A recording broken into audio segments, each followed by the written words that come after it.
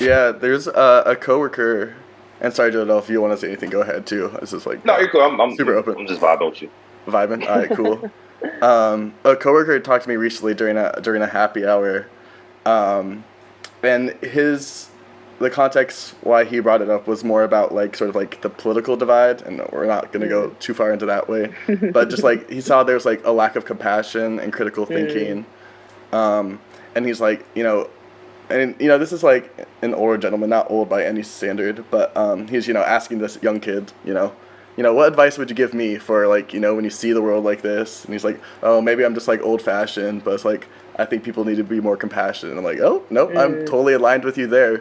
Mhm. And something I've brought up in like multiple, I almost said circles, which is funny because it's like the Confucian idea of concentric circles. And I'm not sure who first told me about it or where I first read about it. Um, but there's idea of like these concentric circles, so you can think of like a target or a stump, whichever, Mhm. visualization you prefer. But basically at the center of that is you. And so that's who you have the most control over, the most influence. Um, Mhm.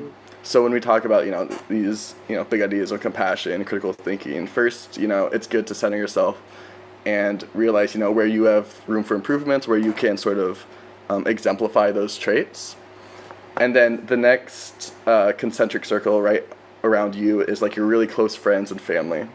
So still you have a great impact on them based on your actions and what you say, great influence, and you can really see some like visible direct change. And then after that, it just like slowly grows and grows, right? So then it's like, oh, maybe your acquaintances, maybe like your extended family.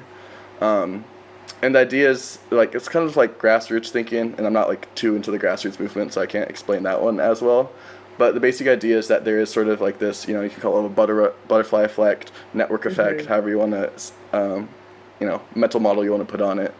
Um, but that once you sort of realize the control that you have over yourself and how that impacts, the wider communities, um, it's a really good way to sort of feel like you are making an impact, feel like you are making a difference, um, without necessarily, maybe solving any of these problems, but you can make these, sort of pockets of, I don't know, positivity. I don't know. Maybe that was like a little bit too rose-colored glasses. No, But there's yeah. Sharon Salzberg is I don't know if you ever listened to the On Being podcast, like BEING. It's incredible. It's like it's what reminds me to be optimistic. It's Krista Tippett, and so Sharon Salzberg is like a Buddhist teacher, and she has this a similar thing called like the 3 feet, your 3 feet of influence. Mm. And I actually have the article linked in my Insta bio because I always am like talking Nice. about it, and I always have to like remind myself that like these like especially for me, I feel like I care like way beyond my 3 feet of influence. And Right. so it's like you have to kind of shrink down to like how you can contribute because problems can feel so big. But then sometimes I actually feel like with people I have conversations where I'm like, I need you to step outside of your like 1 centimeter, like yourself. And like expand to like 3 feet, like just a little bit. I'm right here. Uh, yeah, it's like, oh God, I There's a think it's disconnect like right here. yeah, it's so interesting. I mean, I feel like there's like, yeah, that's a whole different kind of conversation and rabbit hole. But yeah, the 3 feet of it's called Your 3 Feet of Influence. It's a blog post, but then she talks about also like on the podcast with Krista. Oh, that's But awesome. she's really brilliant. Yeah, but it's exactly what you're talking about. These like, what are your fears, and like how can you engage in them? And Right. yeah, it's yeah, we definitely need a lot more compassion in the world, and also critical thinking. Yeah, it's like both in it. Yeah. Like you can't just like you can't have echo chambers. That doesn't solve anything. Whether they're like good echo chambers or bad ones, like Right. yeah. No, 100%. I agree with that too. We actually have a formula. It used to be like a marketing pitch for us. Passion plus problem equals purpose. Mm, And, the idea is that, once you find a problem you're passionate enough about solving, you've identified a purpose. Mm. And it's usually those people who identify their purpose that it's so funny because, we'll say, man, this person is a fucking genius or like they can do anything. It's like, dude, this is the one thing that I can do in my sleep. Like, and that's like that. Well, that's the facts of it. Like, that's the unique thing Yeah. about your purpose is your purpose. You don't even have to try. You have to try, like, you have to develop it and own it. And, you know, there's a whole perseverance, but it's something that was already within you. And because it's so unique to you, it's like your gift, your talent that you're to give to the world. No one else can give it to the world, and that's how you break through the first, second, third, fifth, and infinite degrees of like separation. Is that only this? If you could go into self and find the thing that only you could do, everyone has to marvel at it because they can't do it. Like Right. that's like the thing that we like really hone in with like our change agents like theory is that find your purpose, because once you find your purpose, can't nobody stop you. Like it's Yeah. you know, I bro, love that. you know the stories I used to tell you about being called crazy over this shit, going homeless, and all the things that like started when you saw a world based on like shit that you never was exposed to. Again, all you got to do is like take the leap of faith, and what you find is like once you get over that first hurdle, you really get into like flow and all of this, you know, all this like all that stuff that they talk about. We teach it as well, but like for us, it's your purpose. Your purpose is like that's the cheat code. Yeah. No, yeah, I love that. I mean, it's really, and you've talked to me about this, JoAdel, too, but like, really, once you find your purpose and you start making steps in that direction, like, you don't even have to like search for opportunities. They like come to you. You make these connections. You're having conversations that just like build off each other. That's why for me sometimes it's hard. Like when I'm looking back, I was like, wait, how did this come about? And it's just like a series of interactions between people, and it's just like a continually like building effort. And this podcast is sort of like an offshoot of that for sure. It started with me, you know, interacting with people in college. Like, whoa, you have like some like really interesting experience, interesting like perspectives and knowledge that I wouldn't be exposed to otherwise. I want to seek out more of that, and then I'd try to like formalize it a little bit in this podcast. You know, connect people that I think are like have really good synergy, and then also sort of like just disperse, you know, their knowledge. So it's not just me listening to it. So hopefully other people are also having, you know, some takeaways as well and can find their own thing. So it's not like I don't think everyone should just have a podcast about, you know, what they're passionate about. But it's like I think people should try to find stuff in whatever realm, professional, personal, social, whatever, where they can feel like they have, you know, passion and purpose and continue down that road. Because especially like growing up, and we can talk about this a little bit, like, and I'm wearing like a Questbridge shirt. I don't know if you guys are familiar with that like scholarship organization. But it's when it was initially conceived, it was for like first gen low income students for like higher education. It was started by this like two people from Stanford, and that was like the first partner school, and now they have like 30 plus partner schools. It's the only reason I went to Vanderbilt. It's the only reason, you know, I felt like I could like graduate with no loans, and I could really like try to get the most out of it. And I wasn't like a stereotypical Questbridge. I wasn't first gen. Both my parents went to college. Neither of them are currently using their degrees in their profession. And they also split up, so there was some like financial burdens that I definitely resonated with in like Questbridge and other Questbridge alumnus and like current members.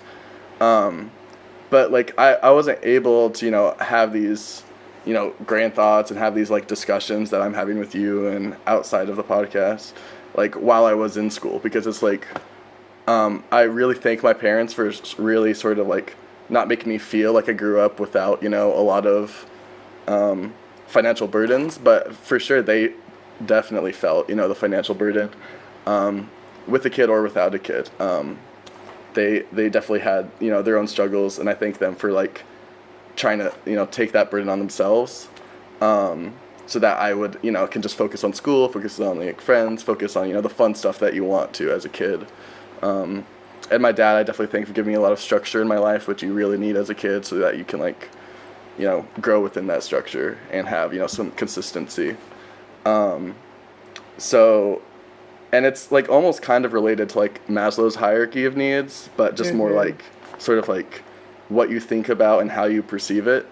Because growing up, it's like really kind of automated, and it is really kind of like, oh, the teacher says this, okay, I take that as fact, like as, you know, Bible, as dogma almost.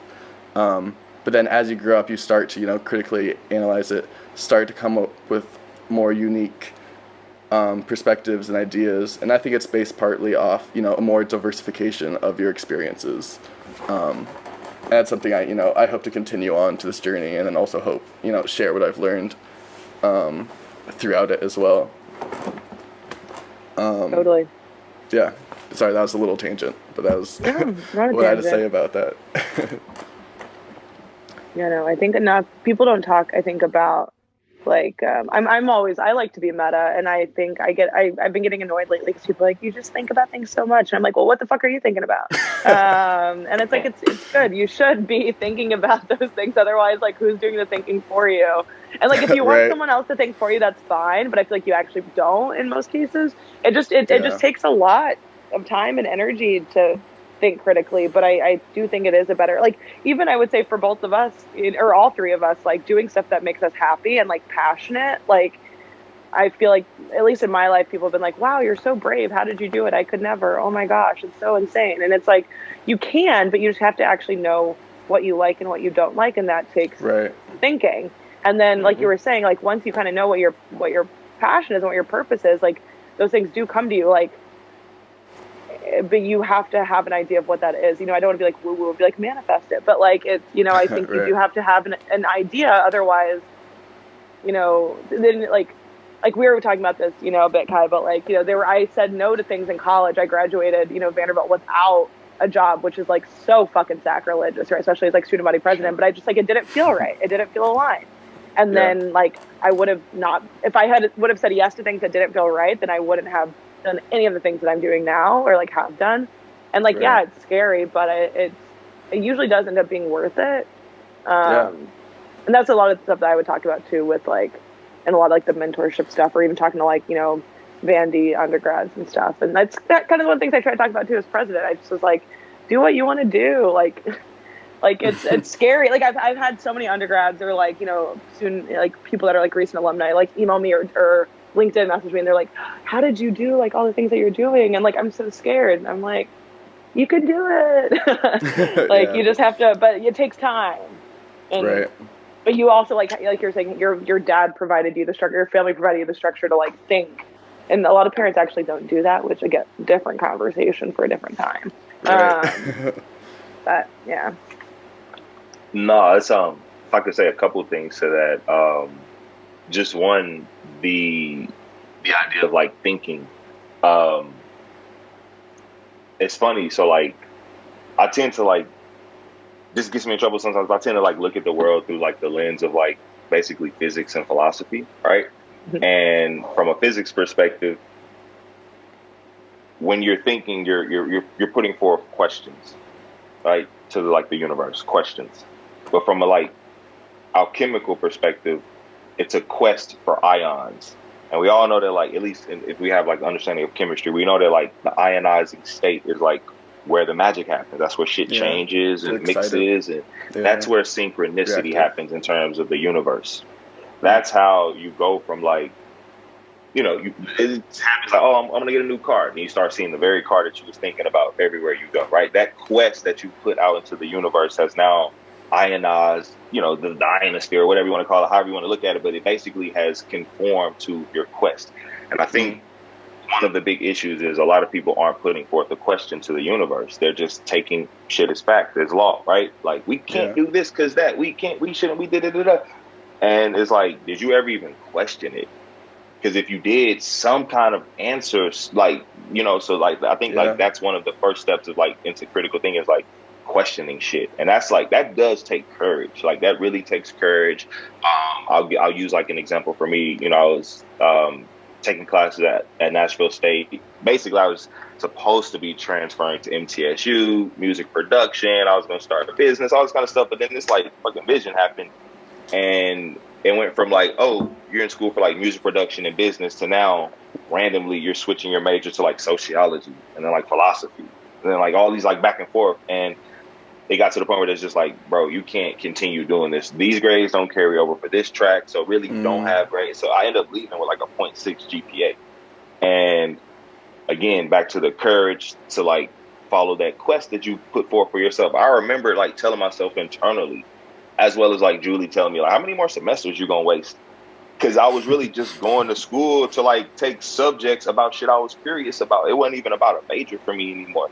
Yeah. And it was when I told myself, like, okay, you're gonna pursue this like full on. You're gonna leave school and all that stuff. You know, parents like wasn't fucking with me for a while. Just like, you what? Like they all the way in Nigeria, like, you what? Like, you know, nah, you ain't doing that. So that whole thing. The other thing that I wanted to touch on was questioning, critical thinking. There was I forget it. I lost my train of thought. Like it was another point that I wanted to add to like what you were talking about, but critical thinking will suffice. No, yeah, I appreciate it. Yeah, I remember you mentioning that, and then you also mentioned like past passions, like the passing of ions. You know, you're sharing your yeah. You're sharing your energy and your, you know. And one thing that like a lot of people talk about too recently, and probably far away, but I'm more knowledgeable of it more recently, is like authenticity and like whatever the noun form of genuine.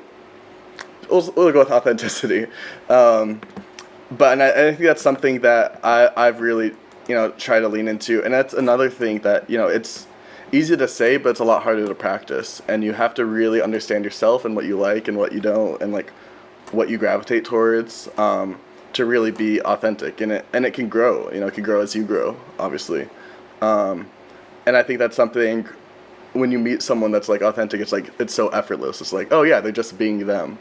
And I was just about to say, bro, that's actually the easiest thing to do is just be your fucking self. That should, I think, again, because people are allowing the world to tell them, it's like, bro, come on, man, be who you are. Like, come as you are. No, yeah, definitely. But again, just really quick, in order to be who you are in a world of people who are faking who they are, that means that the thing that's carrying you has to be something unique to you. Otherwise, you're going to have to conform at some point in order to keep the current flowing, to keep the job, to keep the followers. Right. You know what I mean? Like, so you have to play with the system rules a little bit. Yeah, well, your purpose has to cut through it, because once it does, either you don't need the system or the system needs you. Okay. You found a way to build a product that the government will pay you to figure out how to build it. They'll buy it from you in its prototype. Like, you know what I mean? Like, as opposed to like, we're going to do fucking, what's everybody doing now? Clubhouse shit. We're going to do like chats. Yeah, we're going to do stories and stuff. It's like, do something unique to your audience. Like, there was some activity that was unique to that platform that now you've like herded it to a whole nother, you know what I mean? Yeah. Oh yeah, I mean, you see that in big tech all the time. Everyone's copying someone else's thing. Because they're not authentic. Yeah. It's like, oh, Snap had, you know, a story that disappeared, you know, once a day. It's like, okay, Instagram, okay, I'll start doing that. And then TikTok's like the latest one. Like, every social media platform, it seems like, has some sort of like TikTok type functionality. Like YouTube has their Reels, I think they call it. And then Facebook also has like their video watching, which is also a very similar mechanic. Instagram has Reels.